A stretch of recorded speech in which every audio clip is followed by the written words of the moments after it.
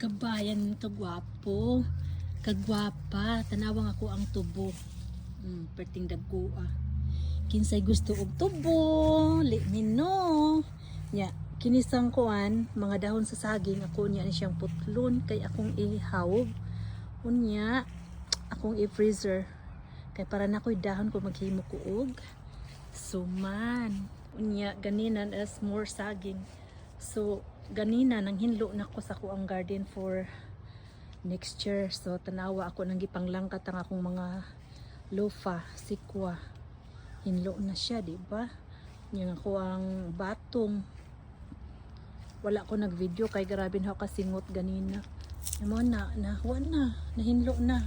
Wala na ko'y palya og ang batong og ang sikwa, hinlo na siya. Nya mo niyang nahabilin sa kuan alabati. Wala nang gilukot-lukot diha. So ako man ni siyang harveston niya kung ipanghatag. Kay sayang nidaghan na ba kay siya bunga o nangahinok na. So I have more for next year. Kabayan kagwapo, kagwapa, tanawang ako ang tubo. Perting dagkua.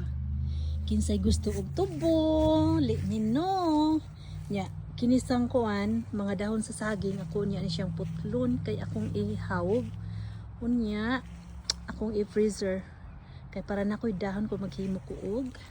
Suman. Unya, ganinan as more saging.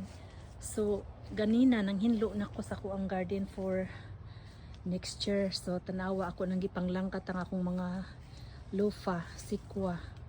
Hinlo na siya, di ba? Yung ako ang batong. Wala ko nag-video kay grabe na ako kasingot ganina. Mo nahinlo na. Wala na ko'y palya og ang batong og ang sikwa, hinlo na siya. Nya mo niyang nahabilin sa kuan alabati. Wala nang gilukot-lukot diha. So ako man ni siyang harveston niya kung ipanghatag. Kay sayang nidaghan na ba kay siya bunga o nangahinok na. So I have more for next year.